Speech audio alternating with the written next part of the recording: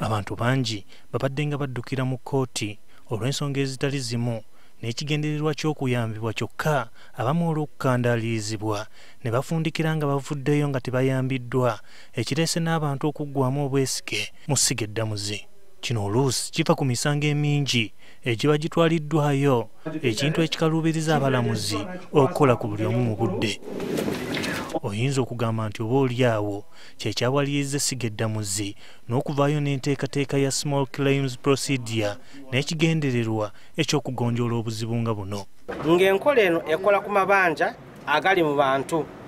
Okimanyi bulungi nti mu bantu temubula mabanja, naye buli gwowa essente okuzizza kiba kizibu. So ng'enkola eno yateekebwawo okuyamba omukozesa wa kkooti asembayo. Eno yakukolanga ku misango emitonotono okuli okugonjoola amabanja agatasukka bukadde 10, kutabaganya abasoowaganye, okuwozesanga abantu ssekinnoomu awatali kukiikirirwa balooya n'ebirala. Teweetaagisa puliida. Jangu ku kkooti tulina olupapula olutegeke olugenda okubuuza ebibuuzo nga bitonotono. Amannya go, obanja sente meka, ozibanjaani, zajja zitya. Kigenda kubanga kiwedde. Eno era yakuwozesanga emisango ng'esinziira ku lulimi olutegeerwa abantu ba wansi.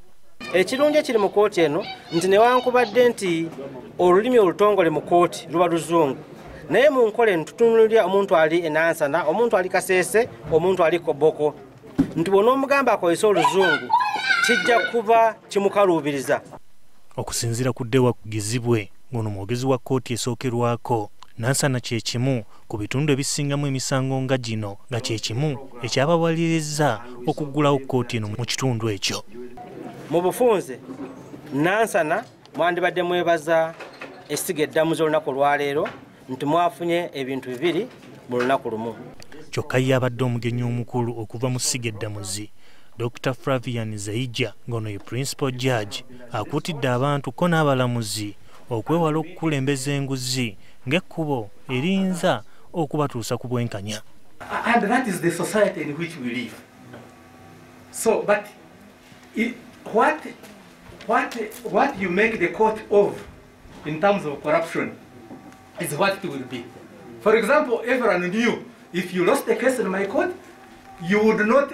I had never had any person going to complain that that judge was bribed. Ono ssentebe wa Wakiso Matiya Lwangabwanika wasinzidde n'akiikira essiga eddamuzi ensingo ku kukandaliriza abasibe mu makomera ng'ensonga ez'abasibya teziriiyo. Bwe kulaba nga abantu babeera mu kkomera nga tebawozezza okumala ebbanga ddene. Ekizibu kye tulina ekitali okuva lwe batandika okukwata abantu bali ekitalya bayitirivu nnyo, bali mu 10, abalala bali kigo. Baakwatibwa dda tebafunananga musango tebagendangako mu kkooti. Naye kyemanyi nti principal judge nga bw'akitegedde ajja kituusa ku bekikwatako.